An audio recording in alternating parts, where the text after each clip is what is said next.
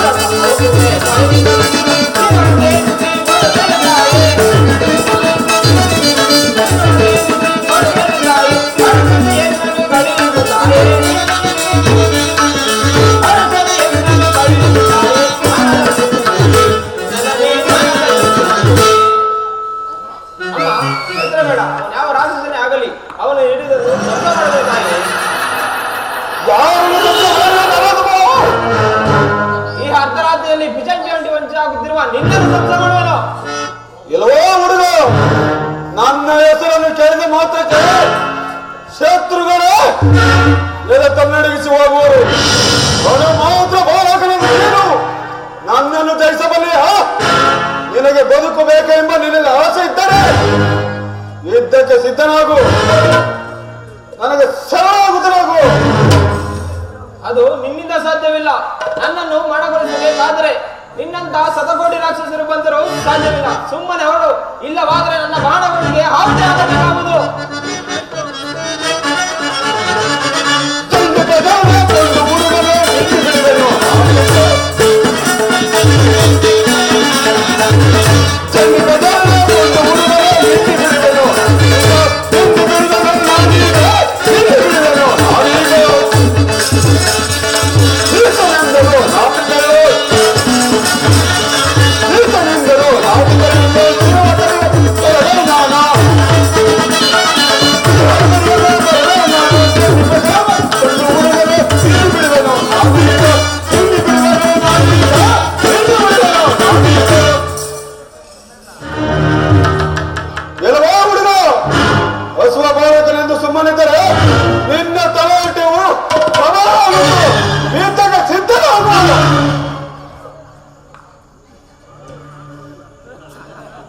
ನಿನ್ನನ್ನು ಒಂದೇ ಸಾರಿ ನುಂಗಿ ಬೇಕೆಂದಿರುವ ನಿನ್ನ ಶಿರಸ್ಸನ್ನು ಎಲ್ಲವೋ ಬಾಲಕ, ನಿನ್ನ ಹಸುವ ಬಾಲಕರಿಂದ ಸುಮ್ಮನಿದ್ದರೆ ನಿನ್ನ ತಲಾಟೆಯು ಪ್ರಬಲವಾಗಿತ್ತು.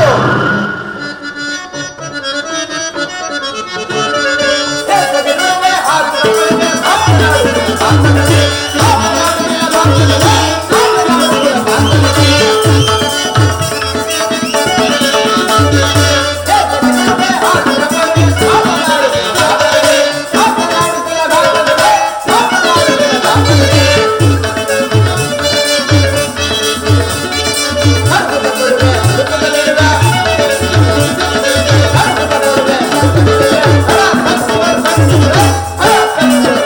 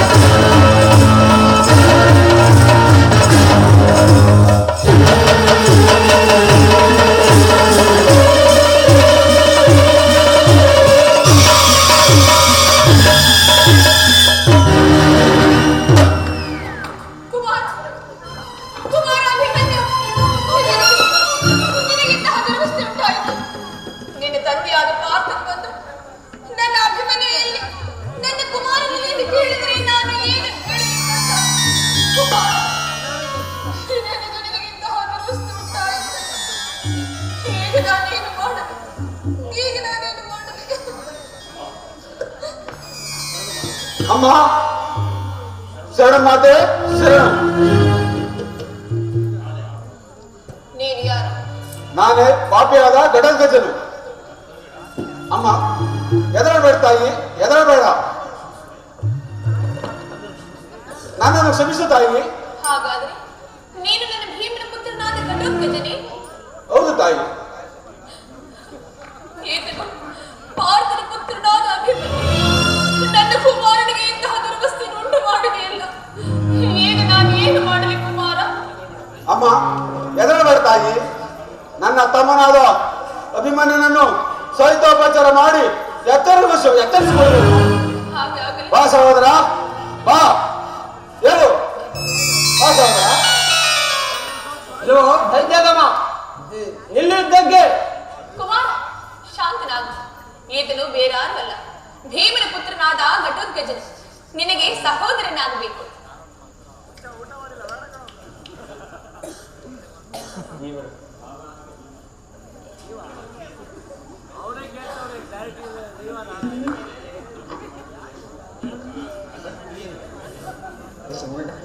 ತಿಳಿಯದೆ ನಿನ್ನ ಮೇಲೆ ಯುದ್ಧ ಮಾಡಿದೆ.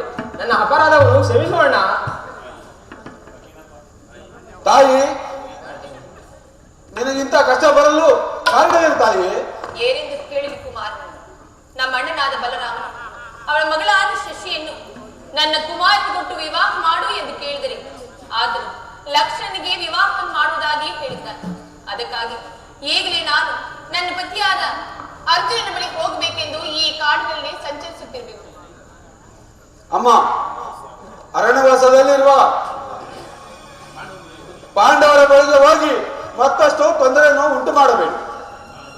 ನಾನು ದ್ವಾರಕೆಗೆ ಹೋಗಿ ನನ್ನ ಮಾಯಾಜಾಲದಿಂದ ಆ ಶಸ್ತ್ರರೇಖೆಯನ್ನು ತಂದು ನನ್ನ ತಮ್ಮನಾದ ಅಭಿಮನ್ಯನಿಗೆ ಲಗ್ನವನ್ನು ಮಾಡಿಸಬೇಕು. ನೀವಿನ್ನು ಅರಮನೆಗೆ ನಡೆಯಿರಿ. ಬೇಡ ಅಣ್ಣ, ಆ ಬಲರಾಮನ ಸಂಬಂಧವೇ ಬೇಡ. ಬಲರಾಮನ ಸಂಬಂಧ ಬೇಡದಿದ್ದರೆ ಅವಳ ಮಗಳ ಸಂಬಂಧವೂ ಬೇಡವೇ? ಇದರ ಮೇಲೆ ಶ್ರದ್ಧೆ ಆಗಲಿ ಅಣ್ಣ. ಎಲ್ಲವೂ ತಿಳಿದಿದೆ, ನಡೆ ಹೋಗೋಣ.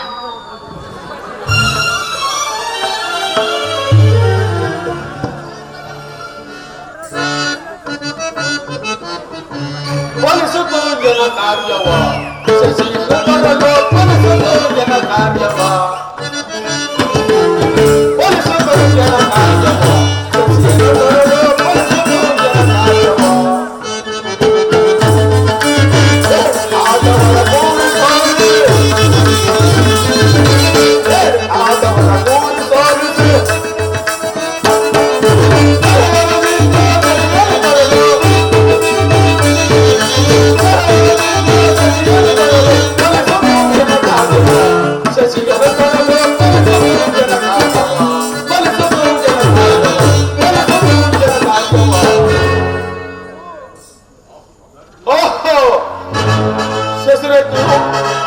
ಇದೇ ಶಶಿರೇಖೆ ಅಂತಾಪುರ. ಹೌದು, ಶಶಿರೇಖೆಯು ಇಲ್ಲೇ ಇರುವಳು. ಇಲ್ಲಿರುವ ಸಖಿರೆಲ್ಲರಿಗೂ ಹೆಚ್ಚಾಗಿ ನಿದ್ರೆ ಬರುವಂತೆ ಮಾಡಿ ಶಶಿರೇಖೆಯನ್ನು ಅಪಹರಿಸುವೆನು. ಜೈ ಜೈ ಶ್ರೀಕೃಷ್ಣ ಪರಮಾತ್ಮ.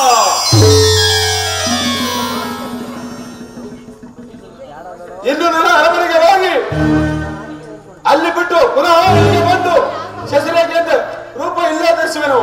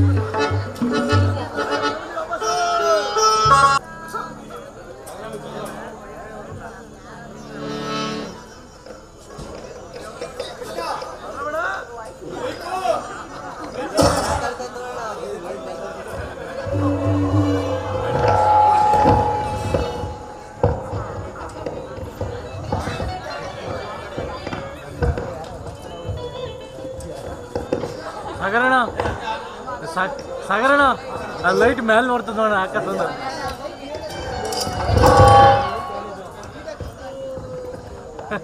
ಆಕಾಶ ನೋಡ್ತಾ ಇದೆ. ನೋಡಿದೆಯಾ ದುರ್ಯೋಧನ ತನ್ನ ಮಗನಾದ ರಕ್ಷಣೆಗಳಲ್ಲಿ ನಮ್ಮ ದ್ವಾರಕಾ ನಗರಕ್ಕೆ ಬರುತ್ತಿರಲು ನಮ್ಮ ಪ್ರಜೆಗಳನ್ನು ಅವರನ್ನು ತೊಳೆದು ಅವರಿಗಾಗಿ ಒಂದು ಸತ್ಕಾರ ಭವನವನ್ನು ಏರ್ಪಡಿಸಿ ಬಹು ವಿಧವಾಗಿ ಬಹುಮಾನವನ್ನು ಕೊಡುತ್ತಿರುವಂತೆ ನೋಡಿದ್ಯಾ ಕೃಷ್ಣ? ಅಷ್ಟೇ ಅಲ್ಲ ಅಣ್ಣ, ಇನ್ನೂ ನೋಡುತ್ತಿರು. ಕೃಷ್ಣ, ನೋಡಿದೆಯಾ ರಕ್ಕಸರ ಕೃತ್ಯಗಳನ್ನು? ಎಷ್ಟು ಅನರ್ಥಗಳು ಸಂಭವಿಸಿದರೂ ಸುಮ್ಮನಿರುವೆಯಾ? ಅಣ್ಣ, ಆ ರಕ್ಕಸರನ್ನೇನೋ ನಿಗ್ರಹಿಸಬಹುದು, ಆದರೆ ಕುಮಾರಿಯನ್ನು ಕಂಡುಹಿಡಿಯುವುದು ಹೇಗೆ? ಕೃಷ್ಣ, ರಕ್ಕಸರು ನಿನ್ನಿಂದಲೇ ಆಗತಕ್ಕ ಕಾರ್ಯ. ಮೊದಲು ಕುಮಾರಿಯನ್ನು ತೋರಿಸು, ಆಮೇಲೆ ರಕ್ಕಸರನ್ನು ವಿಚಾರಿಸೋಣ. ಅಣ್ಣ, ನೀನು ಸುಖವಾಗಿರುವೆಯಾ? ಆಗ ನೀನು ಸುಖವಾಗಿರಬೇಕಾದರೆ ನನ್ನೊಡನೆ ಬಾ. ಕೃಷ್ಣ, ಅದೇನು ಹೇಳು? ಅಗ್ರಜ, ಭೀಮಪುತ್ರನಾದ ಘಟೋತ್ಕಚನು ತನ್ನ ತಮ್ಮನಾದ ಅಭಿಮಾನಿಗೆ ವಿವಾಹ ಮಾಡಿಸಲು ಶಶಿಯನ್ನು ತೆಗೆದು ಅಪಹರಿಸಿರಬಹುದು. ವಿಧಿಯ ಸಂಕಲ್ಪವನ್ನು ಯಾರು ತಾನೇ ಬಲ್ಲರು? ಕೃಷ್ಣ, ಇದೆಲ್ಲವೂ ವಿಧಿಯ ಸಂಕಲ್ಪವಲ್ಲ, ಇದೆಲ್ಲವೂ ನಿನ್ನ ಸಂಕಲ್ಪ. ಈಗ ದುರ್ಯೋಧನಿಗೆ ಏನು ಹೇಳುವುದು? ಕೃಷ್ಣ, ಕೃಷ್ಣ, ನಿನ್ನಿಂದಲೇ ಈಗ ನಿನ್ನದೇ ಆಗಿರುವುದು. ಈಗ ಪಾಂಡವರ ಪಕ್ಷಪಾತಿ ಎಂಬುದು ಈಗ ತಿಳಿಯಿತು. ನಡೆ, ಘಟೋತ್ಕಚನ ಅರಮನೆಗೆ ಹೋಗೋಣ.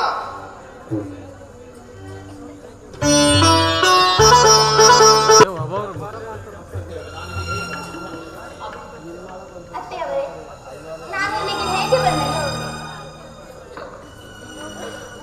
ಅತ್ತೆ, ನನಗೆ ಬಹಳ ಭಯವಾಗುತ್ತಿದೆ. ಭಯ ಪಡಬೇಡ ಶಶಿ, ಇದೆಲ್ಲವೂ ಶ್ರೀಕೃಷ್ಣ ಪರಮಾತ್ಮನ ಮಾಯೆ. ಅದು ಅಲ್ಲಿ ನೋಡು, ಅಣ್ಣನಾದ ಪರಮಾತ್ಮನ ಎತ್ತ ಕಡೆ ಬರುತ್ತದೆ. ಅತ್ತೆ, ನನ್ನ ತಂದೆಯವರು ಬಹಳ ಕೋಪಿಷ್ಠರು. ನನಗೆ ಬಹಳ ಭಯವಾಗುತ್ತಿದೆ. ಭಯ ಪಡಬೇಡ ಶಶಿ, ನಾನಿರುವೆನಲ್ಲ, ಏಕೆ ಭಯ ಪಡುವುದು? ಸುಮ್ಮನೆ ಇರು. ಕುಮಾರಿ, ಭಯಪಡಬೇಡ. ನೀನು ಹೋಗುವ ಕಾಲವು ನಿನ್ನ ಕೋರಿಕೆಯಂತೆ ಅಭಿಮಾನ್ಯವಿಗೂ ವಿವಾಹ ಮಾಡಲು ನಿಮ್ಮ ತಂದೆಯಾದ ಬಲರಾಮನೂ ಬರುತ್ತಿರುವರು. ಅಣ್ಣ, ಸರ್ವ ಪ್ರೇರಕನಾದ ನೀನು ನಿನ್ನ ಬಳಿಯಲ್ಲಿ ಇನ್ನೇನು ಕೇಳಬೇಕು? ಶಶಿಗೂ ಹಾಗೂ ಅಭಿಮನ್ಯುವಿಗೂ ವಿವಾಹ ಆಗುವುದು ಇಲ್ಲವೋ ಕೇಳಣ್ಣ. ತಂಗಿ, ನಾನು ಅದಕ್ಕಾಗಿಯೇ ಮುಂಚಿತವಾಗಿ ಬಂದಿದ್ದು. ಮಾವನವರಿಗೆ ನಮಸ್ಕರಿಸುವೆನು. ಪಾಪಿಗಳಾದ ನಮ್ಮನ್ನು ನೋಡಲು ಬಂದೆಯಾ? ಕುಮಾರ, ನಿನ್ನನ್ನು ನೋಡಲು ನಾನು ಓರ್ವನೇ ಬರಲಿಲ್ಲ. ನಿನ್ನ ದೊಡ್ಡ ಮಾವನಾದ ಬಲರಾಮನೂ ಬರುತ್ತಿರುವನು. ಏನೋ ಆ ಬಲರಾಮನು ಬರ್ತಿರೋನೆ? ಆ ನೀಚ ಬಲರಾಮನಿಗೆ ನನ್ನ ಪರಾಕ್ರಮವನ್ನು ತೋರಿಸಿಬಿಡುವುದು. ಶಾಂತನಾಗು. ಆತನು ನಿನ್ನ ಮೇಲೆ ಯುದ್ಧ ಮಾಡಲು ಬರುತ್ತಿಲ್ಲ. ನಿನ್ನ ಪ್ರೇರಣೆಯಂತೆ ನಿನಗೂ ಶಶಿರೇಖೆಗೂ ವಿವಾಹ ಮಾಡಲು ಬರುತ್ತಿರುವನು. ನೀನು ಕೋಪಿಸಿದರೆ ಕಾರ್ಯವು ಕೆಟ್ಟು ಹೋಗುವುದು. ಅಲ್ಲದೆ ಯಾವ ಅಪರಾಧಿಗಳೇ ಆಗಲಿ ಮನೆ ಬಾಗಿಲಿಗೆ ಬಂದಾಗ ಅವರನ್ನು ಪ್ರೀತಿಸಬೇಕು, ತಿಳಿಯಿದೆ?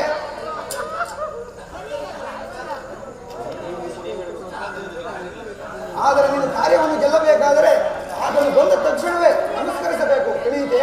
ಹಾಗೆ ಆಗಲಿ ಪರಮಾತ್ಮ.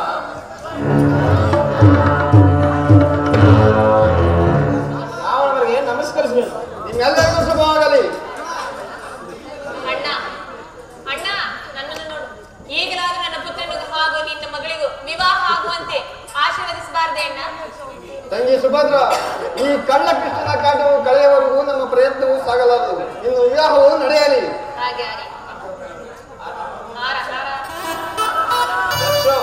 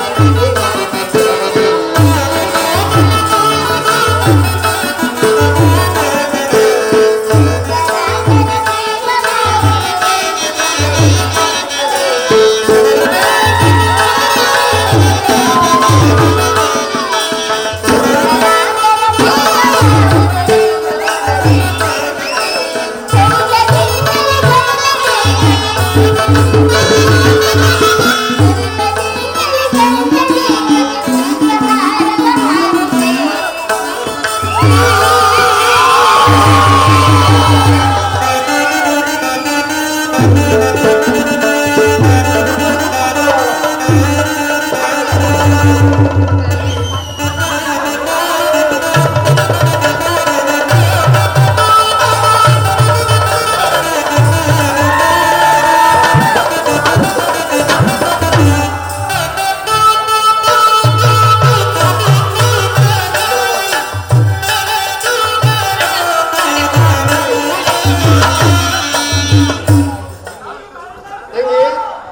ಸುಭದ್ರ, ಅಭಿಮಾನ್ಯು ಜಗದ್ಗಜ, ಹಿಂದೆ ನಾನು ನಿಮ್ಮಗಳ ವಿಚಾರದಲ್ಲಿ ನಾನು ಮಾಡಿದ ಅಪರಾಧವನ್ನು ಮರೆತು ನಾವುಗಳು ಮುಂದೆ ಸಂತೋಷದಿಂದ ಬಾಳಬೇಕೆಂದೇ ನಮ್ಮ ಕೋರಿಕೆ. ನಡೆಯಿರಿ, ನಮ್ಮ ದ್ವಾರಕಾ ನಗರಕ್ಕೆ ಹೋಗೋಣ. ಹಾಗಾಗಿ ಇವರಿಲ್ಲೇ ಇರ್ಲಿ ಅಣ್ಣ, ನಾವೇ ಹೋಗೋಣ ನಡಿ. ನಡೆಯಿರಿ. ಬಲಭದ್ರದೇವ, ಈ ವಿವಾಹನ ವಿಷಯದಲ್ಲಿ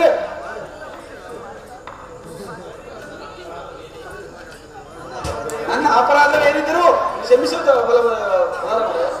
ಗಡಗಜ, ಈ ವಿಚಾರದಲ್ಲಿ ನಿನ್ನ ಅಪರಾಧಗಳು ಏನಿಲ್ಲ. ತಿಳಿಯದೆ ಕೋಪಿಸಿಕೊಂಡಿದ್ದು ನನ್ನ ತಪ್ಪು. ನಡೆಯಿರಿ, ಹೋಗೋಣ. ಶಶಿ, ಇಲ್ಲಿ ಬಾ. ನಿನ್ನಂತ ಸುಂದರಿಯನ್ನು ಪಡೆದಿರುವ ನಾನೇ ಧನ್ಯ. ನಿಮ್ಮಂತ ಸುಂದರನ್ನು ಪಡೆದ ನಾನೇ ಧನ್ಯಳು. ಶಶಿ, ನಿನ್ನ ರಾಣೀಶ್ವರ, ಮೃದುವಾದ ಮಾತುಗಳನ್ನು ಕೇಳಿ ನನಗೂ ಕೂಡ ಬಹಳ ಸಂತೋಷವಾಯಿತು. ಆದರೆ ಈ ಕ್ಷಣದಲ್ಲಿ ನನ್ನ ಸರಸದ ಆಲಾಪವನ್ನು ಮಾಡಿ ಇಂದಿನ ಕೇಸರವನ್ನು ಪರಿಹರಿಸಿಕೊಳ್ಳುವೇ. ನಿಮ್ಮ ಇಚ್ಛೆಯಂತೆ ಆಗಲಿ ಪ್ರಿಯ.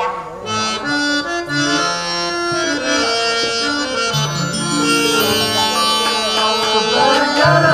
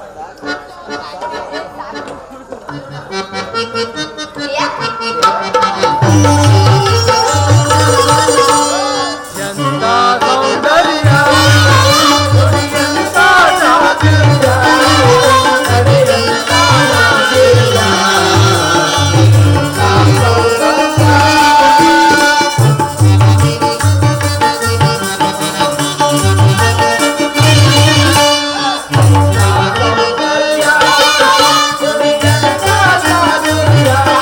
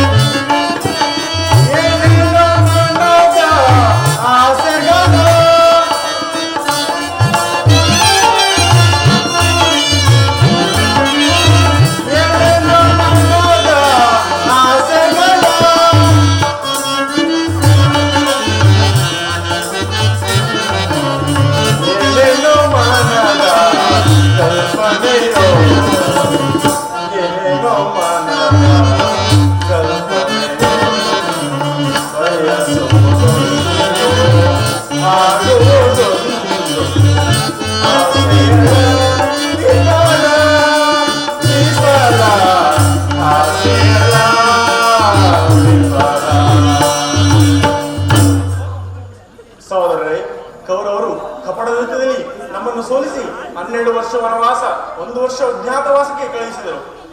ಪರಮಾತ್ಮನ ದಯೆಯಿಂದ 12 ವರ್ಷ ವನವಾಸವು ಮುಗಿಯಿತು. ಇನ್ನು 1 ವರ್ಷ ಅಜ್ಞಾತವಾಸವನ್ನು ಕಳೆಯಬೇಕಾಗಿದೆ ಸಹೋದರರೇ.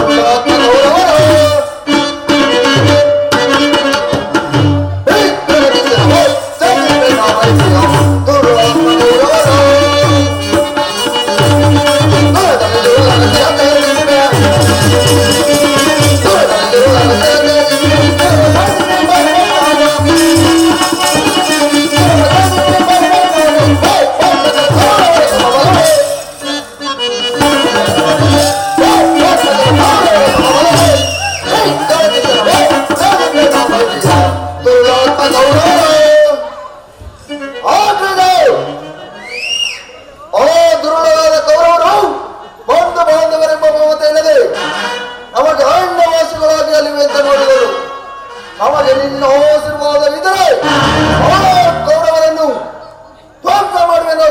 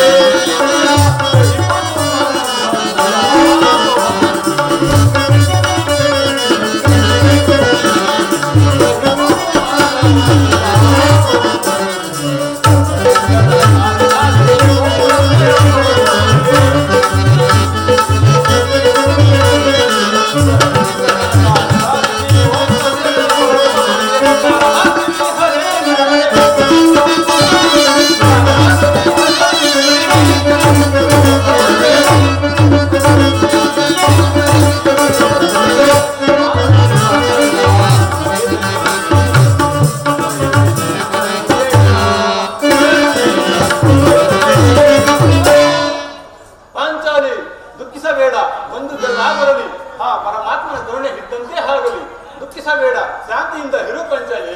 ಸಹೋದರರೇ, ನಾವು ಅಜ್ಞಾತವಾಸ ಮಾಡುವ ಬಗೆಗೆ ಹೇಳಿರಿ. ಅಗ್ರಜ, ನೀವು ಇಷ್ಟಕ್ಕಾಗಿ ಯೋಚಿಸುವುದಕ್ಕೆ ಅಜ್ಞಾತವಾಸ ಮಾಡುವ ಸ್ಥಳವು ಎಲ್ಲಿರುವುದೆಂದರೆ ನಕ್ಷ ದೇಶದ ಒಡೆಯನಾದ ವಿರಾಟ ಮಹಾರಾಜನು, ಅವನ ಭಾವನಾದ ಕೀಚಕನು, ಮಹಾಸುರನು, ಆತನ ಬಯಕೆ ಕೌರವರು ನಕ್ಷ ದೇಶದ ಕಡೆಗೆ ತಿರುಗಿ ನೋಡಲಾರರು. ಅಲ್ಲಿ ಕೆಲವಾರು ದಿವಸ ಕಾಲ ಹಣೆ ಮಾಡಿ ನಮ್ಮ ಅಜ್ಞಾತವಾಸವನ್ನು ಮುಗಿಸಬಹುದು. ಅಗ್ರಜ, ಸಹೋದರ, ನೀನು ಹೇಳುವುದು ನಿಜ. ನಾವು ವಿರಾಟನ ಪಟ್ಟಣವನ್ನು ಸೇರಿ ನಮ್ಮ ಅಜ್ಞಾತವಾಸವನ್ನು ಕಳೆಯಬಹುದು. ಈಗ ನಮ್ಮ ವೇಷವನ್ನು ಮರೆಸಿಕೊಂಡು ವಿರಾಟನ ಪಟ್ಟಣವನ್ನು ಸೇರೋಣ. ನನಗೆ ಕಂಕಭಟ್ಟರೆಂದು ಕರೆಯವರಾಗಿ ನೀವು ಯಾವ ವೇಷವನ್ನು ಧರಿಸಿಕೊಳ್ಳುವಿರಿ ಹೇಳಿರಿ. ಅಣ್ಣ, ನಾನು ಹಿಂದೆ ಊರ್ವಶಿಯಿಂದ ಬಂದ ಶಾಪವನ್ನು ಕಳೆದಕ್ಕಾಗಿ ವಿರಾಟನ ನಗರವನ್ನು ಸೇರಿ ವಿರಾಟನ ಪುತ್ರಿಯಾದ ಉತ್ತರೆಗೆ ನಾಟ್ಯ ವಿದ್ಯೆಯನ್ನು ಕಲಿಸಿಕೊಂಡು ಬೃಹನ್ನಳ ವೇಷವನ್ನು ಧರಿಸಿಕೊಳ್ಳಲು. ಅಗ್ರಜ, ಸಹೋದರ, ಅವರಿಗೆ ನಂಬ ಹೆಸರಿಂದ ವಿರಾಟನ ಭಾಗ ಬಂದಿರುವುದು ಸರಿ ನೇಮಿಸುವೆನು. ಅವನನ್ನು ಹೊರಗೆ ಬಟ್ಟರೆಂದು ಕರೆಯಲಾಗಿ. ಸಹೋದರರೇ, ನಿಮ್ಮ ಅಭಿಪ್ರಾಯವನ್ನು ತಿಳಿದಂತಾಯಿತು. ದ್ರೌಪದಿಯ ಅಭಿಪ್ರಾಯವು ತಿಳಿಯಲಿಲ್ಲವಲ್ಲ. ದ್ರೌಪದಿ, ಇದಕ್ಕೆ ನಿನ್ನ ಅಭಿಪ್ರಾಯವೇನು? ನಾನು ಸಹಿಸುತ್ತೇನೆ ಮನೆ ಸೈರೇಂದ್ರಿಯಾಗಿ ಕಾರ್ಯವನ್ನು ನಿರ್ವಹಿಸುತ್ತಾ ನನ್ನ ಕಾರ್ಯವನ್ನು ಕೈಗೊಂಡೆ. ಸಹೋದರರೇ, ಹೀಗೆ ಆಯುಧಗಳನ್ನು ಹಿಡಿದುಕೊಂಡು ಹೋದರೆ ಪಾಂಡವರೆಂದು ತಿಳಿಯೋರು ಏನು ಮಾಡುವುದು? ಸಹೋದರರೇ, ಅಗ್ರಜ, ನಿಮ್ಮ ನಿಮ್ಮ ಹಾಯ್ಗಳನ್ನು ಕೊಡುವರಾಗಿ ಅಲ್ಲಿ ಕಾಣುವ ಮುನಿವರದ ಮೇಲೆ ಕಟ್ಟಿ ಹೋಗೋಣ. ಹಾಗಬಹುದು. ನಡೆಯಿರಿ, ವಿರಾಟನ ಪಟ್ಟಣವನ್ನು ಸೇರ.